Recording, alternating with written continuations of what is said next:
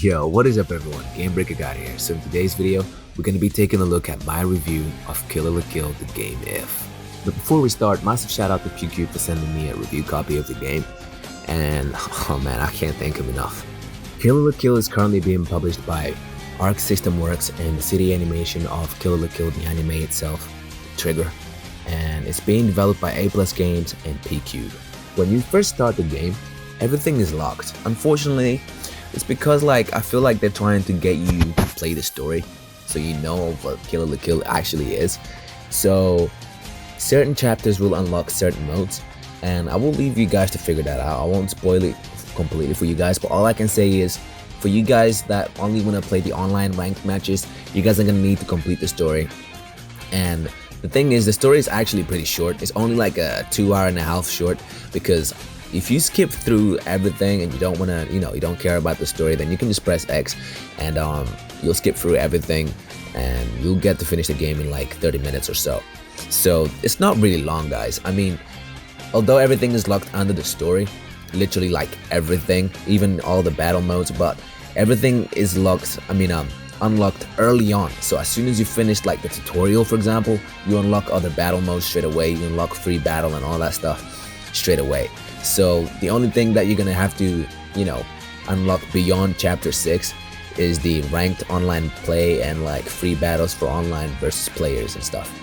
So yeah, even so, everything is unlocked early on in the game. So like chapter 6, if you skip the story, you'll get there within 15 minutes. So really, it's not that much of a big deal. Now, let's talk about the good stuff. You know how most anime games offer you cutscenes, but they're not really cutscenes? Well, Killer la Kill goes beyond that. It actually gives you cinematic cutscenes for you guys to enjoy when you're playing the story. And when I say cinematic, I mean everything is cinematic and everything looks amazing, detailed, and just... But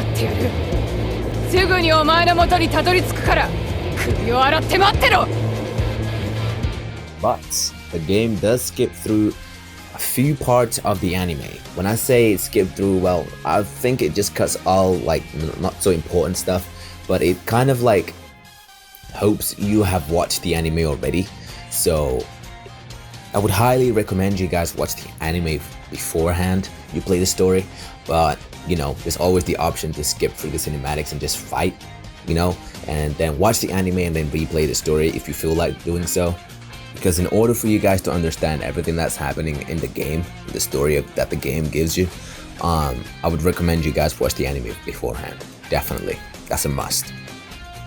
The game and its mechanics. Killer la Kill is actually really noob friendly.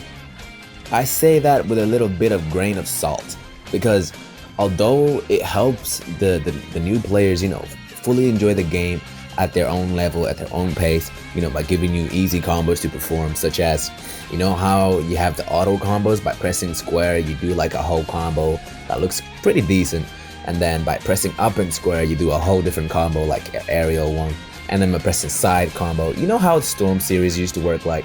Well, Killer la Kill does the same thing, except it works really different, like the mechanics is slightly different. Because in Killer la Kill, you also have your ranged attacks, and you have 12 unique characters to pick from. When I say 12 unique characters, I mean that by I don't know how you can take that. When I say that, and it's literal, unique, everyone works different. So you can pick a character that you really like. For example, my favorite character right now after getting the full game is actually Satsuki, because not only on the demo, I could do some really cool cancels with Ryuku back then in the demo. After getting the full game, I got the dual wielding Satsuki, and she's freaking awesome. She moves really differently. She's got really cool cancels and really cool combos. I don't know, man. Just something about it about her that I really love, and it's just the combos. Like anything that looks cool and appealing to me, I take that. And for you guys out there that haven't played the game yet, I would suggest you highly play every single character. I haven't played everyone yet. I say that Satsuki is my favorite right now, but that's because, I've always liked her fighting styles, and I just like the fact that characters like herself can use dual blades, and dual blades has been my thing since MMO era. So yeah, let's just keep on going, guys. In regards to the whole noob friendly business, Um, but in order for you as a player to fully take advantage of your character, you would have to lab the character that you like. So for example, I picked Satsuki and I spent a few hours trying to learn her patterns, literally like every single thing about her and how you can cancel her moves, because this will then allow you to extend your combos. And when you know how to use a character, oh man, I will just give you an example.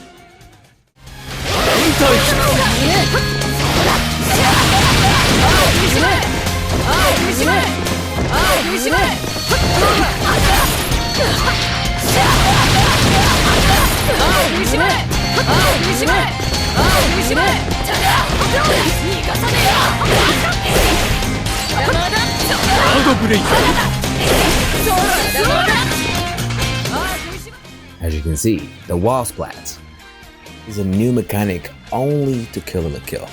You can use this to extend your combo. You could probably do 100% combos in this game, but I will not show that in this video because I want everybody to like enjoy the game at their own pace. Also, I won't abuse any of the mechanics. I won't show any exploits because that's not the point of this game. The game is supposed to be enjoyed by everybody, and by exposing all these exploits and stuff, it just won't make any fun, and people will just start abusing it for no reason online. So, and trust me when I say mashing square won't help you win.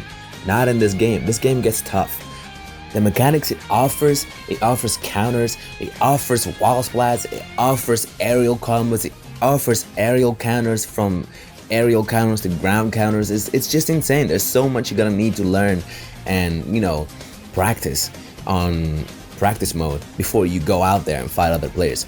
Anyway guys, I'm gonna show you a few of my combos that I made, just so you know and you see the idea of what mashing square looks like compared to when you know how to combo. サツキ様、純潔の着心地はいかがでしょうか。ご指示いただいた調整は滞りなく完了しております。まだ合わせて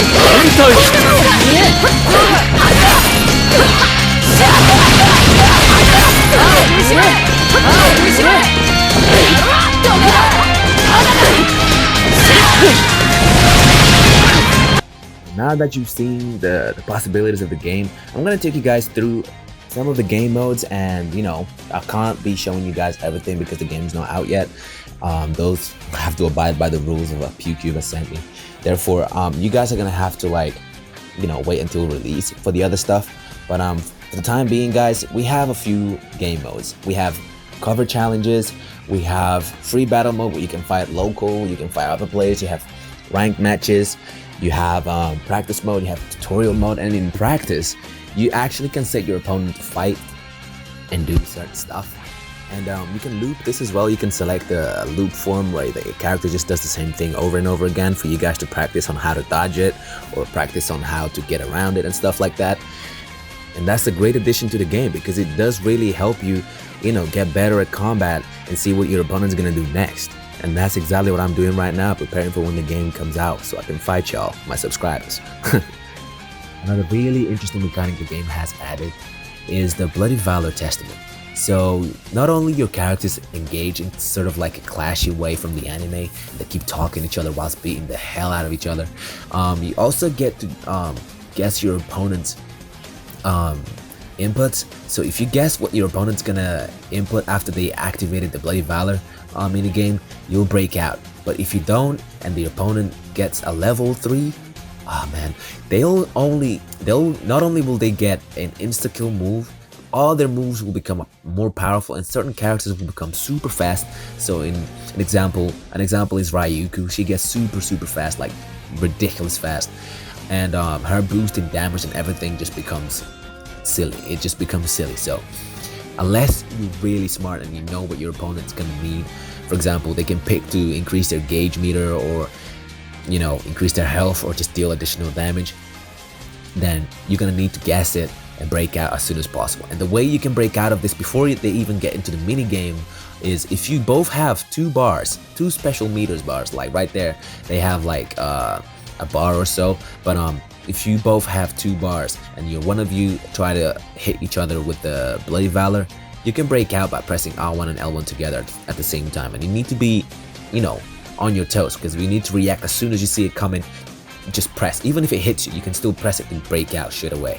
And there's a tip from me to you guys. Now, I've spoken about a lot of stuff, all the good stuff, all the game mechanics and stuff, but what are the bad things? Well, Kill la Kill camera angles are a bit insane. You can get lost in these camera angles, but it's no like puzzle.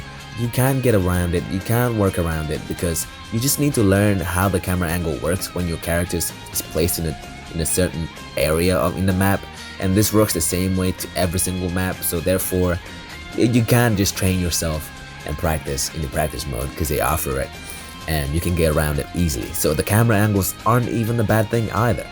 But one thing I do say, guys, and this is part of the story that I'm not meant to tell you guys, is that in the story mode, you will have to face more than a few characters. You will face 10 characters, like 1v10. You will literally face 10 characters, and you can't unlock from one character that's near you to the one character that's more annoying, that's spamming over like in Africa, and you're here in New York, and there's a character in Africa trying to spam at you by throwing, you know, missiles at you, and you can't even do anything because you can't unlock from the character that's nearest to you. That's the one thing I do find really annoying in the game when I was playing. So with that being said, guys, I think that's the only downfall of this game that really annoyed me when I was playing the story. Other than that, guys, what do I rate the game? What do I think I would give this game? Well, Kill la Kill is the perfect anime 3D arena fighter I have been waiting for. This is my opinion. I think this game is a 9 out of 10. Although the cameras and the camera angles are, you know, drastic at some points when you're playing in the story mode and stuff, but the game is a 9 out of 10. The graphics are insane, they're pretty beautiful, the cutscenes are amazing, they're top notch, the gameplay mechanics are beautiful. Pulling out combos in this game feels amazing. It feels like, I don't know, man, it just feels great. When you pull out combos and including the wall splats and everything, oh man, you don't understand. You would need to get this game and play it out as soon as it comes out so you guys understand. But the only thing that the game sucks at doing right now, I would just say that you guys are gonna find really annoying, is the camera angles. That is the only thing that I can think at the top of my head that you guys are gonna be like, what the hell? Why am I pressing this button? Because it triggered me, bro. I was practicing, and at some points the camera would just be like, nope, that's not the right direction you're pressing. You're meant to press the other. I was like, no, wait, hold on. If I'm facing down, I'm supposed to press my analog down so I can move down, but no, you press up to move down certain points, depending on where your character is placed in the map. Like I said, it's really annoying. But other than that, guys, the game is a 9 out of 10. I mean, I would give it a 10 out of 10, but then it would just seem like I'm being paid to do this, because I'm not. I just really enjoy the game, and it's the best arena, well, it is the best anime 3D arena fight ever made. I mean, Arc System, please, if you're watching this video, can you make a Dragon Ball game that's a 3D arena fighter too? Or like a Naruto game?